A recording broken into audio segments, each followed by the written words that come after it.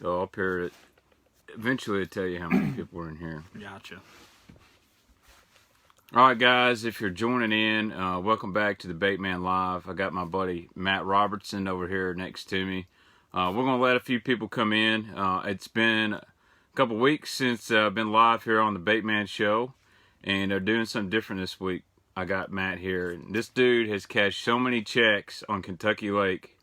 I think he forgot how many. I don't know how many. And some big ones. He's not the guy that posts, hey, I got first place in my 4-boat tournament.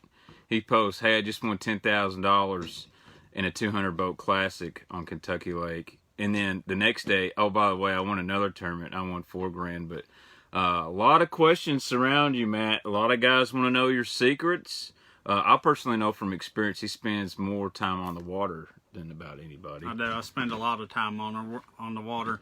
We're going to talk about, winning tournaments from a club level all the way up, what it takes. We're going to talk some big swim baits, some different tackle, some of the things we use, some trophy fishing baits and whatnot. So I think y'all really enjoy it. Yeah, so guys, do me a favor, mash the like button for me, hit the share button. We got about an hour, then I got to go get ready to go build some windows and work all night. What's up, Jeff Defew? Eric Filburn, long time no see, buddy. What's up, guys? I do got to plug a few things real quick. A company sent me me and Matt's been looking at this. They sent me some new jigs. They're called Beast Coast. And this is a nice little flipping jig here. And what's cool about this is the G-Spro Battle Flip. And what's cool is this weed guard is thick, but it's extra wide. So this thing slides through cover really, really easy. So check out Beast Coast. Yeah, you need to check that jig out. I was looking at it, and I don't see too many things different in jigs, but on this one, that wide weed guard it's really impressive, and it's something different you don't see all the time. I think they just is making a subtle hint that send that home with me. So I probably will. But I got a lot of stuff coming on the baitman.com. Sorry I've slacked. I've just been working a lot, but we're going to start that up this weekend. What's up, Smitty? What's up, Frank Hazley? What's up, guys? Let's get into it with Matt, and let's start at basically the club level. I've known you since, we were both in our 20s. Yeah. And fished a lot of small tournaments together. You seem to come in the tackle store about every Saturday, 2 gallons of Yamalube. If you remember that. And, I remember. And we fished USA Bassins, and then you just kept fishing, and I kind of done other things. But what propelled you to go from winning your little local club tournaments to, Triton Owners Tournament to ABA victories and all this? Is it a mental thing? Well, what's the secret there? In all honesty, mentally, it's way more important than the baits. Whenever I was 16, I spent some time on the lake, and I had an 18.5-foot Ranger with a 150, and I went out there offshore, and I learned how to catch some few fish, and I thought, man, next year I'm going to fish some BFLs, and I'm going to come out here, and I'm going to kick everybody's butt. And whenever I was 17, I went out there, and I got a reality check, boys. I didn't cash a check. For the whole year, I weighed in 5 fish for 13 pounds. And I knew right then I had to go back to the drawing board. That sounds like my BFL stats, except I was dumb enough. I tried to do it again, and I zeroed again. So. Oh, man, it was rough, I spent a lot of time on the water. I'd come down here in the summertime, and I'd fish all day, and I just told Ray Bargy about this, but I would come down here and fish all day, and because I didn't have enough money to get back to the lake the next day, I would stay in the McDonald's parking lot and run an extension cord to his insurance building, and it's all about putting time on the water. Right. There's I love baits and talking baits, and we're going to talk some awesome baits later, but there's not any magic bait, and you can't buy time on the water. I mean, I guess unless you got a lot of money, you don't have to go to work. I guess that's buying it, but you can't. what I'm saying is you can't buy a bait and it magically catch the fish for you. You've got to get out there and find some fish. And obviously, Matt, you're one of the best at finding them.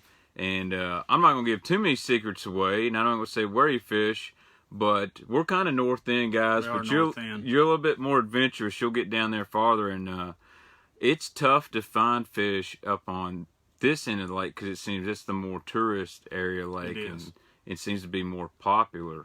But you got to find those hole in the wall stuff. Yeah, you do. Man, I can say on the lake there's a winning sack of fish on every part of the lake, and I think it's a misconception about the south end of Kentucky Lake being so much better than the north. If you look at big tournaments on the lake, you know, FLW and Bassmasters, there's more tournaments, you know, predominantly one on the north end, and you don't have to go to New Johnsonville to catch these big fish.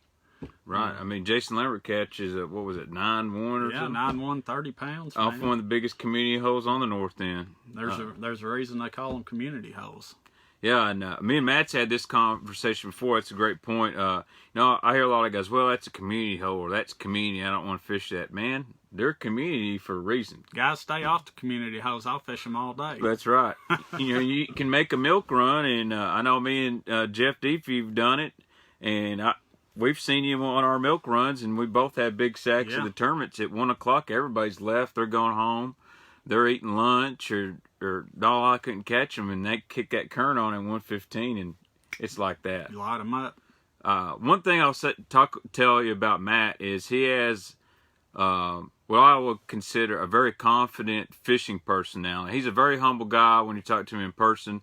When we start talking fishing, you can tell he's really confident. And I think that plays a huge role in success, especially like buddy tournaments. And that's one reason I like fishing with Jeff, is very rarely can we have a bad day and we'll pull up to a spot I hadn't had a bite and said, dude, you're going to catch an 8-pounder. And I might catch a 4-pounder. But very confident. And Matt, talk about how to keep a positive attitude without being cocky, just confident in your ability. Well, I'll kind of tell you where a place to start is you have to work on yourself. You have to go out there and not just be positive, but you have to work on that inner voice. Whenever you go out there, you always have an inner voice, you know, telling you can't do something. I know that sounds cliche, but like a lot of people don't know this, but whenever my wife was going to school and I was living in Henderson and working, we were struggling pretty bad. It was a Wednesday, a week and a half before paycheck, and had $100 in the bank, and we couldn't make it till the next paycheck. And there was Tuesday night tournament at Lake Malone, and at the time they were paying about $600, you know, drawing 50 boats. So I took that last $100 and headed up to Lake Malone, and you know, there's a voice in me saying, hey, you're stupid, you know, you can't do this. And you know, sometimes you just got to tell yourself to shut up. That's you know, right. I know it sounds stupid, but you got to stand up to yourself and block that out. And never doubt yourself. And I went up there and I won almost $700, got us through the next week. And you got to believe in yourself. Yeah, I mean, I'll say when I fished the best in my life several years ago, I'm not the best fisherman. I may be the best netman on Kentucky Lake. Now, I know some of your partners may say, well, I'll tell you this, Billy's best netman I've seen. Yeah, Billy's a good dude. I hadn't seen him in a long time, but the good thing is netman pays pretty good in those break you got to have tournaments. a netman. But having a partner that's positive too, man, that's a big deal. And I've had days where, dude, I catch about 90% of them, very rarely. And then the other days, Jeff is catching them, but we always stay positive. And I think that's one thing I took away from when I fished BFLs. If it didn't go my way in the first 2 hours, done for. Yeah. You know, that the first time me and Billy won the Renegade, it was 1 o'clock, and we had 3 fish that weighed about 6 pounds. And we don't give up, man, to the last minute. And we pulled up on a couple spots, and we lit them up, man, on Barkley. We won the Renegade on Barkley. Yeah. And you never know. You got to go out there. You got to fish for 5 fish. One mistake I think's made a lot that I would recommend not doing is don't go out and fish for your limit. Don't say I can go here and catch, 10, 12 pounds. 10 or 12 pounds is, is almost never going to do you any good unless it was this last BFL regional. I'd have took 12 pounds a day.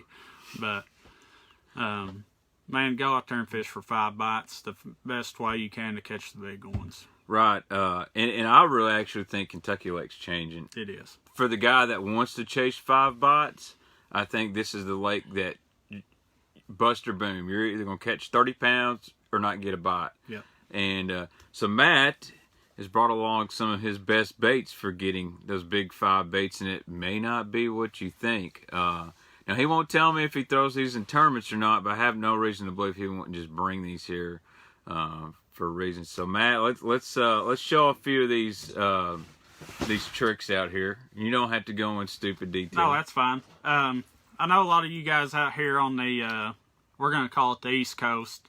I've been fortunate to spend a little time in California, and I've gotten into the big swim baits, and they will catch fish.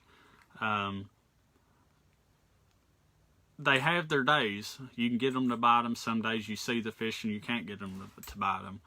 But like one of the baits, this is a Roman made negotiator. It's a glide bait. This is one of the baits I've had more trouble getting them to eat. It's got a nice wide glide if you reel it real slow. Now, one thing you got to remember about these glide baits is it also costs $100 or more. Yeah, this one, about $180. You got to change your mind frame on swim baits, even soft swim baits. Whenever it comes to swim baits, think about it like crankbaits, okay? You have the Roman made with a nice wide glide whenever you reel it slow, and then you have the S-Waver. This is a 200. This is a powder color. It's one of my favorites. I catch quite a few fish on this. This is one bait that you can put into your tournament arsenal. The difference is the S-Waver has not as wide of a glide, and it's more of a sharp glide. I think this one looks a lot worse in the water than the Roman made, but it catches more fish. It makes a lot of sense. Well, I tell guys all the time, what we think is a perfect natural swimming action, well, real bait fish and real fish don't swim perfect every time, and especially a lot of these swim baits imitate something that's dying or trying to die. I think glide's just kind of in between of a natural swimming action and maybe one that's broken back or something like that. Yeah. But Matt knows a lot more about some of these big hard baits than I do. I'm the soft bait guy. Now, this one's really popular. He's fixing to show you if you're a swim bait guy. This is a Depths 250 with the eye missing. I'll tell you what I do not like on any swim bait is an eye missing. It will have an eye on it before I go back out. There you go. It has an eye. This is my arm. That's how big this swim bait is. Yeah, that's a 10-inch glide bait. This, as far as the big glides, this is what they call an OG 250. It's one of the originals. I don't know if you can see it, but it has a foam body under the skin, and it was foam injected. And the new ones are a polyurethane instead of a foam body. I can't see a difference, They both catch fish, and you actually catch more fish on these bigger swim baits than what you think on these 10-inch swim baits. Well, guy, I asked you a question, Matt. How do you retrieve the S-Wave? Are you a standard slow reel, or I know some guys a reel and pull it. Man, I hear a lot of people talk about whenever you're throwing these big glide baits or the S-Wave or even smaller glides, they'll intermittent reeling. They'll reel slow and then speed it up and fast. The best way I found to fish it, and it's how I catch 99% of my fish on them, is just a nice steady retrieve. And I'd say about every 4, 5, 6 turns of the reel, give it a small twitch or two. Or not even a twitch, just kind of a little pull to make it go a little more erratic. And that's whenever you'll get most of your bites. All right, two questions. Jake Krish, good friend of mine. What's up, Jake? Have you ever counted them down and fished the glides on the ledges here? I have, and I wish I could tell you that I've had great success on it, but I haven't. I would say ideal on Kentucky Lake and the lakes I've been to. I actually threw it at Pickwick, and I actually caught a couple on it practicing at Pickwick last week. Ideal range is 8 foot and less. Like anything else, you can fish it deeper, but I'd recommend 8 foot in clear water and dirty water 5 foot. It seems to, even out west, the glides work really well unless it's super clear in that 10 foot or less. Yeah. Over big, deep flats. Now, I think where I'd like to throw them is over the tops of some stumps. Yeah. Unfortunately, you're going to get hung a few times. Yeah, down at Pickwick, I would idle around, and like one of the places was a ditch with some underwater grass, and you could barely see the tops, and in some places you couldn't even see it, and I would throw that glide over that, and they'd come out of that grass and eat it. Now, when you throw those glide baits, Matt, and say you get in an area that you're getting a lot of followers or actually see fish, because you know as well as I do, not every fish is going to commit to it. Yeah. Will you come back through there and go, well, I'm going to pick this one apart with a jig or a soft body swim bait, stuff like that? Does that glide bait help you find fish? Yeah, it really does. Like, you can go through an area and find a school of bass, or you can come, say there's a set of stumps and you throw up there and you have a follower. Come back a little while later, try some top water, a spinner bait, something of that sort, maybe a soft body swim bait, and I have came back and caught those fish. Aaron North, what water temp is too cold for swim baits? I'm going to say when it's frozen. Yeah, when it's frozen. A lot of people don't realize that the ideal swim bait water temperature is cold water, not hot water. I would say ideal swim bait water is 40 to 55 degrees is your absolute prime swim bait fishing. Yeah, I'd agree with that. I know a few years ago, man, Jason Sealock and a lot of guys were hammering them in December, wearing toboggans and the thickest cold weather gear they get, and they're catching giant bass. Oh, yeah. On a single swim bait. What else you got over there, Matt? I see a couple more baits. Let's see something unique. You got you got a Huddleston over there? Yeah, I got a small, well, I have 2 Huddlestons here, okay? Now, here's one that you guys might want to throw versus, a lot of people don't realize Huddleston that's a 6-inch swim bait. And these Huddlestons have a boot tail, and whenever you look at them, you expect it to have, a real shimmy to it, but a Huddleston is more, it's a real tight wobble. The body doesn't really wobble, and this tail just basically goes like this. Now, this 68 does thump pretty good. It's almost like throwing a Colorado bladed spinnerbait, and this bait will catch a lot of fish. The rate of fall isn't real heavy, so I wouldn't fish this real deep. Great wintertime, fall, spring bait. Whenever it comes to deep summertime, I probably wouldn't throw it. And then I have the 10-inch Huddleston, and this had a top hook in it. I cut the top hook off, and those of you who haven't heard of him, that treble up top is called a Butch Brown rig. What it is, it's just a wire crimp with a treble hook, and you just tuck it in like so, and you think that, I think that's a number 1 that's it, treble, and you wouldn't think that little treble hook on this big swim bait would handle the fish, but man, I'm telling you, it's ideal. A lot of fish eat these Huddlestons head first. Yes. Now, they go to kill it or they just go to swallow it. I can actually see some giant teeth marks on the back of this, so he's definitely had a few bites on this thing. This thing will catch more fish than what you people realize. Man, it will catch some giants. Whenever you need a big bite, I'll throw this thing. If I'm in a tournament, I have to have, a big bag or be on a big school of fish to throw this. But whenever they bite it, basically the treble breaks loose and you have straight line to the hook, and then the weight of the bait isn't as influential on the hook being pulled out of the fish. Now, what kind of rod and reel setup are you going to throw your HUDs? Are you going to throw a big heavy Dobbins, or do you got another special rod? I know a lot of people like the Dobbins, the 807, the 867, and I do like those rods. My personal favorite is a G Loomis. I have a 955C. I know a lot of guys throw a 956, and I have two reels. They're different style reels. I have a Calcutta 400B. It's a big wide spool. It's a lot slower gear ratio, and I'll throw that on these Huddlestons more than the glide baits. Whenever it comes to the big glide baits, I have a Shimano 400 Tranks. That's a sweet reel. Yeah, it's a Premier. It's a big wide spool.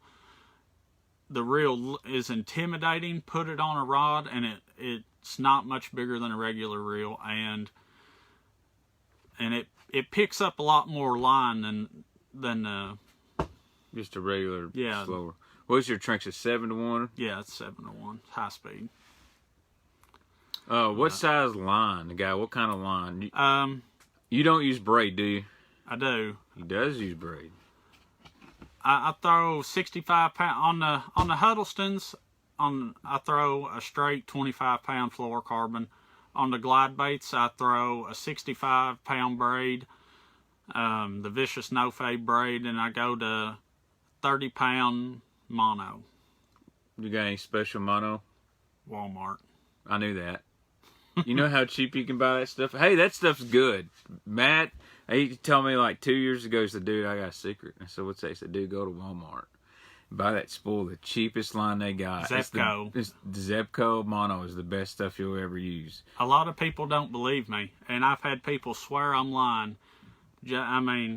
Jason Kidd is the one that can vouch for going to Walmart and buying Zepco line. My partner Billy, all he would throw was Sunline before, and he's throwing Zepco monofilament. You can buy 700 yards for $1.88, and I'm telling you, if it breaks, you can It's only $1.88. It ain't gonna break. Brooks has joined us. Look at all these big Brooks. Look at all these big giant swim baits. Look at all those, huh? All right, we're gonna keep. Matt, talk about this bait right here. This one has been pretty popular on the web. And this is another giant glide. This is a Hinkle Trout, correct? Yep. It's a 11.5-inch glide bait. It weighs about roughly 10 ounces. This is a slow sink. I would say, man, I only fish it 2 or 3 foot deep, and I have caught them on it. It's got a real nice slow wide glide. It'll glide out probably 1.5 foot each way, and the only issue, I've caught them on it, but the only issue I've had is the fish rolling on the back. They'll come up and they'll swipe the bait like this and roll it over. I don't have the nerve to drill a hole up here and put a top hook in it. I can't do it yet. So those used to run about $400. Yeah, you can get one of these for I think you can find them now for $300, $350. The hype kind of died down, and yeah. Now the Hinkle Shad's the one I want. But what else you got over there, Matt? We have something comparable to the Hinkle Shad.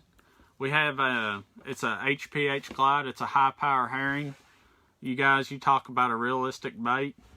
Now this is really where I'm talking. Whenever it comes to this bait, it doesn't have a wide glide. This is where you really gotta take into consideration like different crankbaits. Some have tight wobbles, some have wide wobbles, just like glide baits. Some have tight glides, some have wide glides.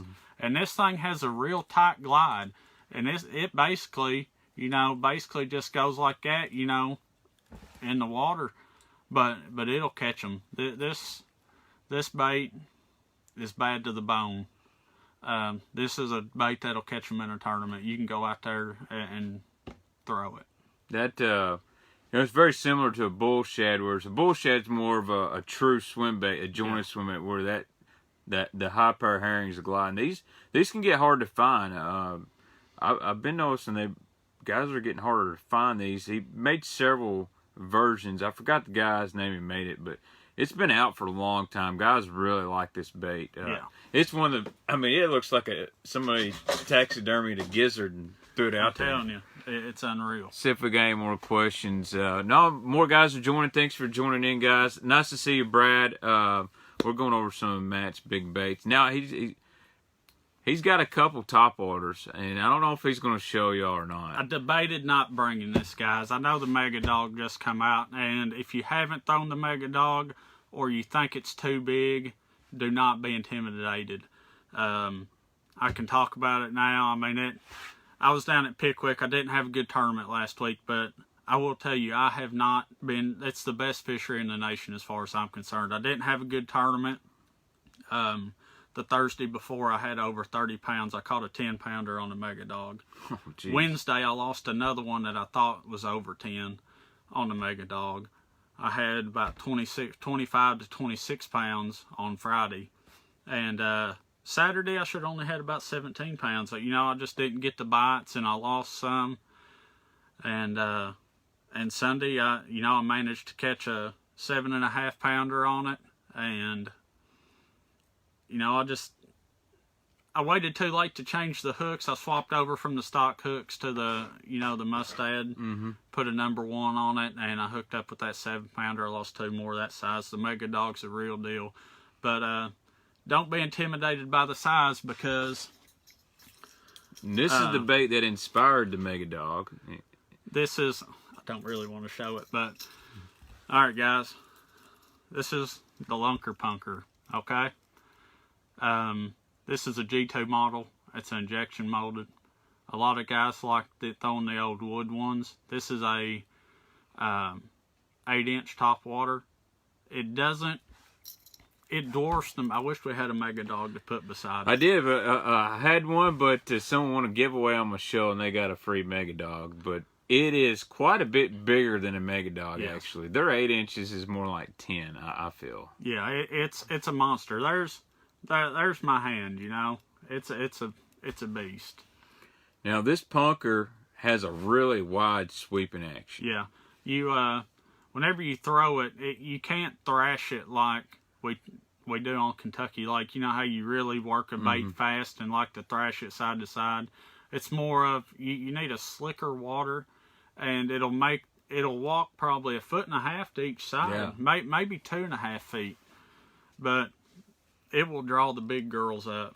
I mean, whenever this thing sweeps in the water, it'll go to the side, and it really, I mean, it just imitates one of them big gizzards, and they cannot stand it. Yeah, get on YouTube and look up Tactical Bass and Lunker Punker, and Matt, dude, they just slay them out in California on this thing. So, you know, it's kind of weird with guys on Kentucky, like, just now it seems like they're getting the big bait craze, but dude, these guys out west have been, they're like, oh, you throw an 8-inch swim bait? We're still in the 70s in big baits, guys. Let's see, what other, what else you got over there? Man, I know the 8-trap videos. I know a lot of you've probably seen it, where the guys doing the figure 8. The guys doing the figure 8 in the water, and in Japan. And there it is. It's 11 inches. It's got 3 big treble hooks on it. It has a real tight wobble. I mean, it's real tight swimming, comparable to a bull shad. I've caught them on this on Kentucky Lake. You burn it? I burn it, and I catch them on the same places I catch them on top water whenever I'm throwing this. You know, I think the fish that you catch on this, you'll catch on top water. But it's still a real fun bait to throw whenever you get into them. Says Matt, share where to get them on them lids. I tell you what, I got a buddy who got me these hats, and he's out of Georgia, I believe. And I'll talk to him, and I'll get a link for you. I don't think he has them online, but I'll try to talk to him and get these things where y'all can get them, because I've had a lot of people. We ought to talk to your buddy and say, hey, the Baitman knows how to get shirts and hats made, printed on design. That's right. And if he agrees to it, I'll just add them to my t-shirt store, and we'll have some on them shirts and hats, and we'll let Matt keep them. They'll be coming soon, guys. I like it. They're awesome. I like unique stuff. They're awesome, and they're not really, people think they're a flat bill, and they're really not. They got a slight curve to them. And believe it or not, out there fishing, the flatter bill with some sunglasses really helps keep the sun out of your eyes. And keep your head from burning up. That's right. If I was going to make a modification, mine would say on them Jaints. That'd be a good one. I'm on them Jaints, boy. What else we got? Is that a giant tube? That is. All right. One of the baits a lot of people don't throw. I cannot remember right offhand. You can get them out of Texas. I actually stole this from Ish Monroe. A lot of people don't realize he won a big tournament down in Texas. I think it was.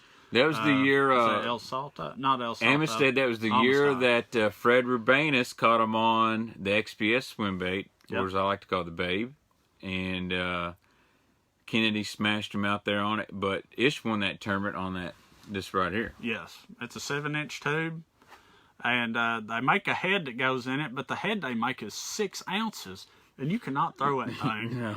But what I do is I take a Honor Beast hook and I trim the lead off of it, and I just put 3/4 or 1 ounce weight in front of it. You can't really throw a lighter. I like a 3/4. You put a half on it, and it's too much plastic. You know, it's too buoyant for that little bit of weight. But get you a 6/0 Honor Beast hook, and man, that thing, it'll catch them. Now, do you fish that shallow, or are you going to fish that deep? I mainly fish this shallow. I'll throw it out, you know, whenever they get schooled up. It's a real good bait. They don't see a lot. I would recommend, instead of getting on the new bait craze, get on the old school stuff, man. This is an old bait. And I'll tell you, you know, I'll show you another old bait. It's not really what we've been talking about, but Strike King, you need to start making this again, buddy. A lot of people don't even know what this is. It's a spent scout. Mm-hmm. It's an old metal bill crankbait, and it's bad to the bone. It's one of the best fall, spring, and winter baits I've ever thrown, and I have a pile of them.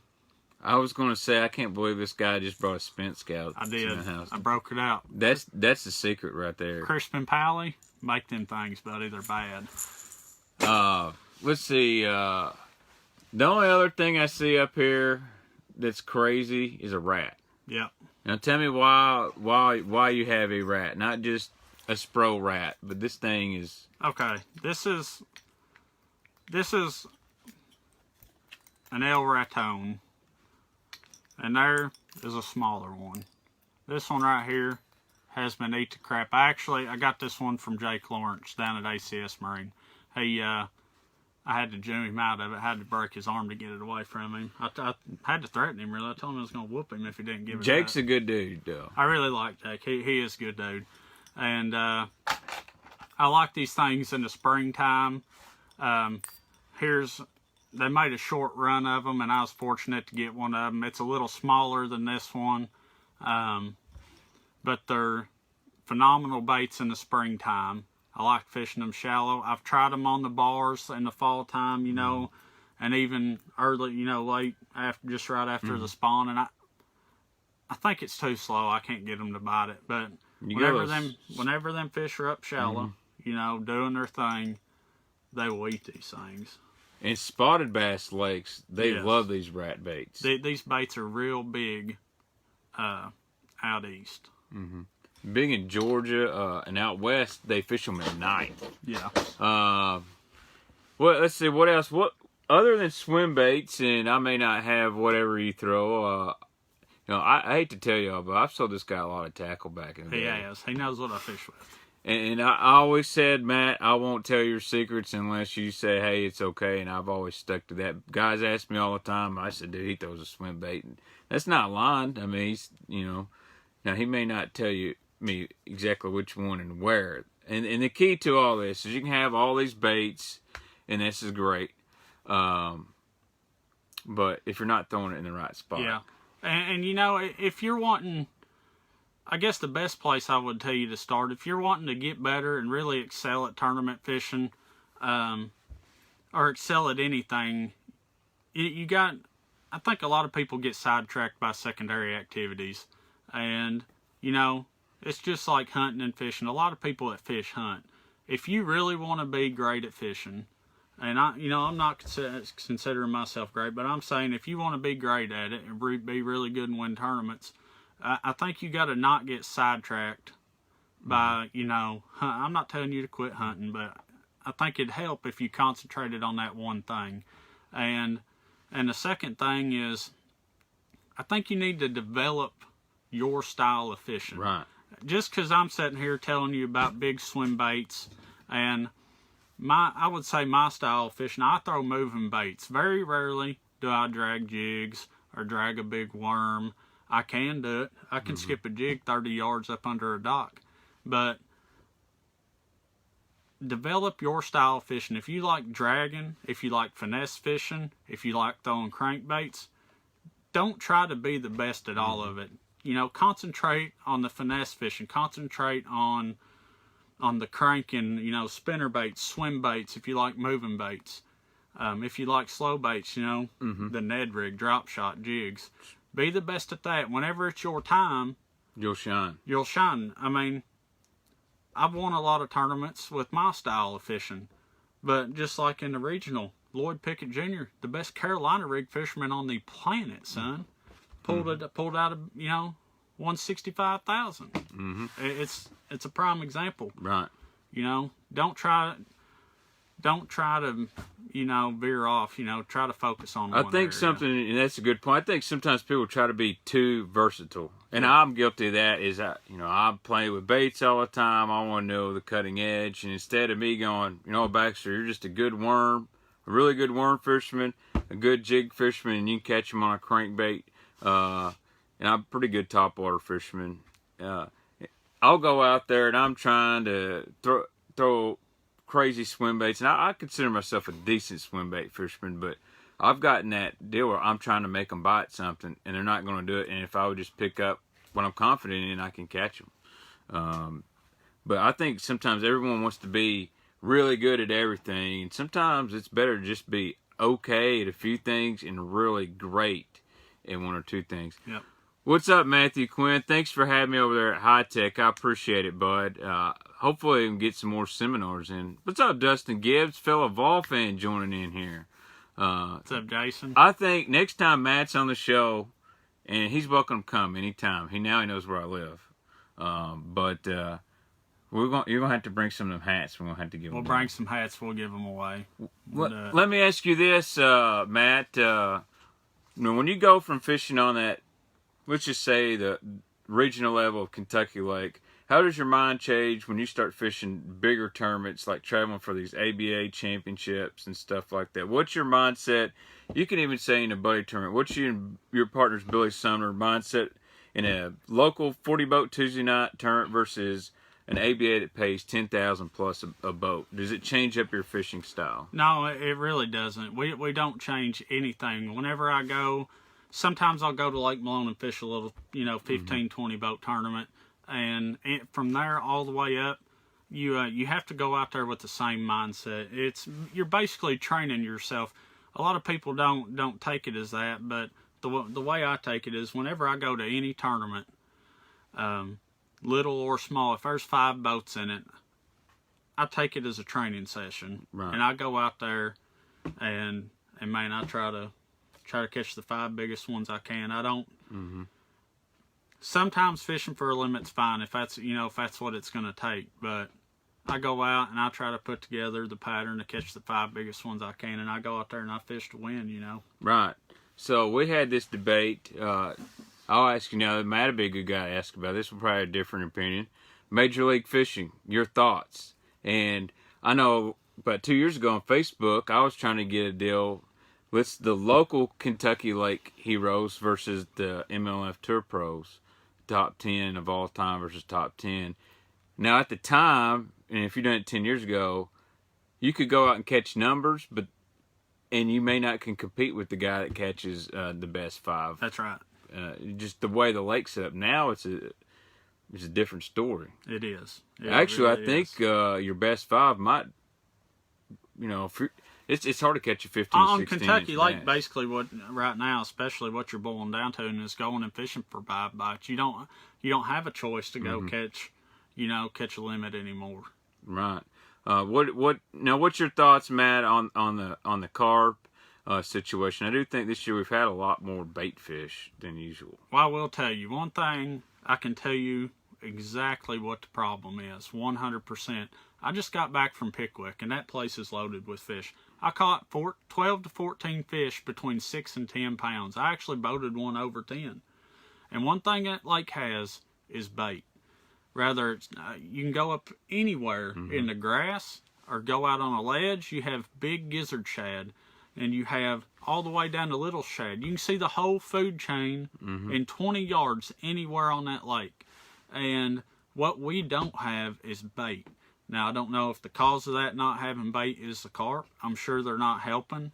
But for our fish population to come up, we don't need more bass in the lake. We need more food. You got to have a food source to sustain the population. Right. It's kind of interesting you say that. Matt Quinn at High Tech Outdoors, he's like dove in this Asian carp thing. He's a great guy to ask questions. So he's showing me a photo that Adam from Kentucky Fish and Wildlife is showing him, and it's the crappie and plankton. And he shows me this little bitty plankton, this baby crappie. He said, this is what the baby crappie wants to eat. And this is what's eating the baby plankton, which was a bigger piece of plankton. So once the plankton gets this big, the crappie can't eat them. So we need that big population of small plankton, which the minnows can feed on, and the crappie and all that. And I agree with Matt. The last 5 years, the bait's just not been there like it used to. You remember in the evenings you could go and like July and just wait for the minnows to come to the bay and topwater be on for an hour. In the fall, you'd go to the back of any bay and there'd be bait balls, 10, 15 foot around, just going in circles. No matter where you went, and you just don't see that anymore. And it was tough then because there's so much bait. A lot of times you're like, well, why was one bite my lure? Now you're like, you go down a whole bay and you're lucky if you throw a spinnerbait and one bait fish flicks. It used to be it's like you'd throw a spinnerbait and reel it and you see them flicking the whole way. But we're lacking bait, guys, and you can't have that big population of bass without the bait. And I don't know what to do to get it back, but this year I've seen a lot of fish bait bow fishing. A lot of threadfin, a lot of gizzard shad, dirt shallow. I thought I seen a lot of. I thought the small fish were carp that we were seeing. And this fall, I hooked a couple of them. I got them in, and I looked at them. I even pulled up pictures on my phone, and they were threadfin. And that's a good sign. They were small ones. All right, let's see. How do you increase the bait?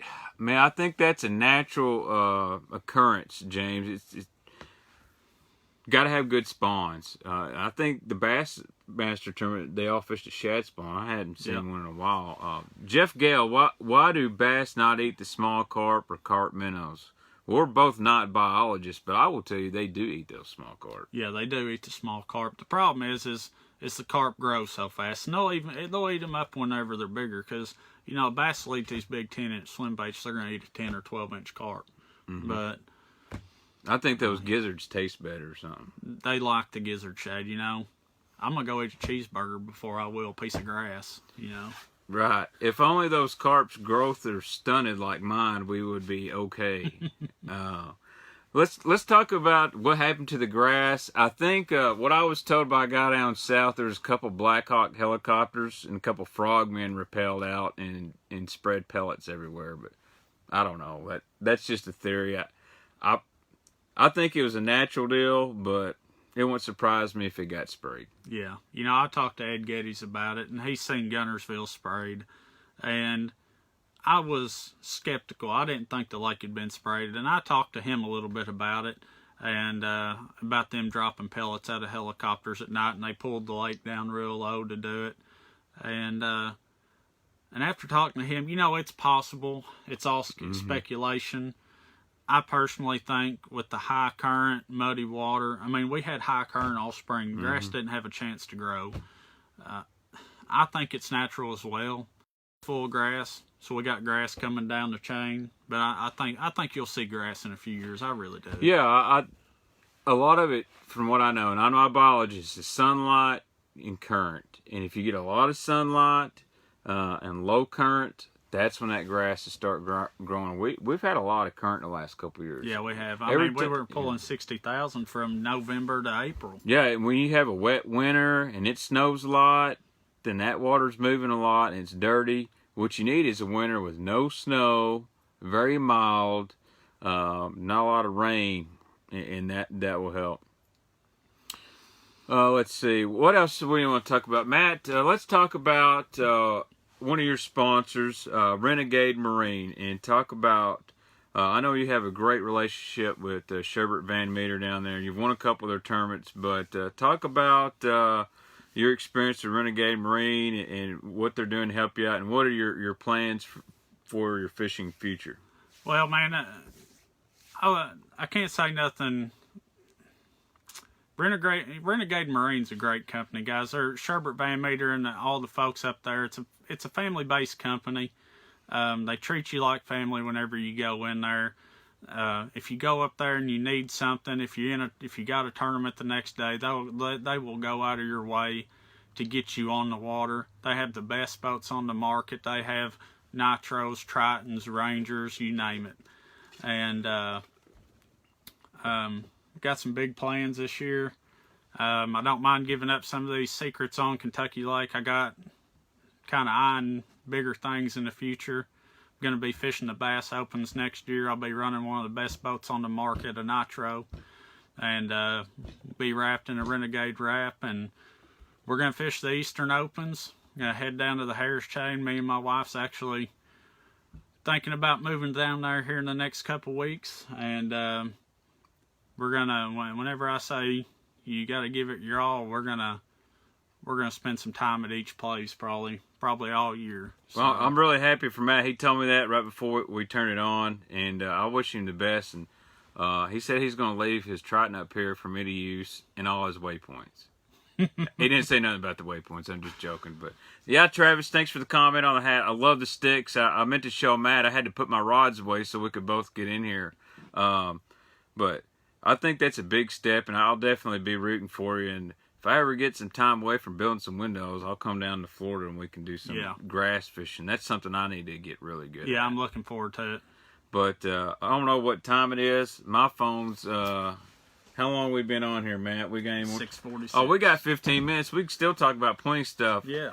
You're talking about old school baits, Matt. I'm going to show you one here. And I don't know if I even got it all. It ain't even together anymore. I got to put a skirt. You ever throw the old Olam's cantaloupe spinnerbait? This one ain't got a skirt on it, but this used to be the ledge spinnerbait on Kentucky Lake. I know Dan Moorhead and Terry Bolton love this thing. Now the Guggen kids are down in Mexico saying, we got some brand new spinnerbait. I'm like, man, this was born a long time ago. Yep, a lot of guys are trying to go to smaller blades, smaller spinnerbaits, man. Don't be scared to throw these big blades with the number 6 or number 7 on them. Let's see, what is something else you, any little secret? Well, I tell you what, I got some new stuff. About that one. I forgot to show you all this new goodness right here. Y'all might have saw it on my Instagram. He's looking, trying to find some of my big baits. This is the new Rattle Trap MR6, and I can't tell you where this come from because I don't want to get them in trouble. But they were thinking, they got that lavender shad, and some guys were asking about the Echo. This bill is a lot thicker, and it does have a rattle. It's real faint side to side, but then it's got a loud rattle. So it's got 2 rattle chambers. I'll put some owner hooks on this thing, and it's sharp. I really like this bait, man. I think this will be a good time, especially February, March, whenever the fish start moving up. Water temperature, I'd say, 42 to, 55. I think you'll catch them on it. I mean, it's a phenomenal bait. And this really replicates, the small thread fin we got in the lake right now. I think it'll really work well. Of course, I'm a purple guy. Yep. It wouldn't matter if it was solid purple. That'd be the best one to me. I got some new stuff from Owner Hooks, too. I'm going to wait till next week. I got a bunch of new tackle and some stuff I want to show off, but I don't want to ruin This is Matt's show tonight. Matt, let's talk a little bit about electronics. Are you a Humminbird or a Lowrance guy? And how important are electronics to your success? Okay, I have Garmin, Lowrance, and Humminbird on my boat. Can you run them all at the same time? Yeah, I run them all at the same time. I have 2 Lowrances up front with a Garmin, and a Humminbird and a Lowrance on the dash. And I only have my power hooked up to my Humminbird to run the map. And I use my, don't get me wrong, I still use my map on my Lowrance. A lot of people disregard the Lowrance map, but it does show small things on there that the Humminbird doesn't. And you need to be running both maps if you're not. What I learned from Ben Parker was that the stock Lowrance map, if you want to fish in the bay, shallow water, it's way better than avionics. Yes. Whenever you get south on the Tennessee River, I'm going to say especially Danville South, but especially Danville South, but Paris South and on Pickwick, if you guys don't go there and you want to know where all the little ditches are, go with the Insight map. Don't run the Navionics, don't run the Humminbird. The Insight shows you where all the little ditches are.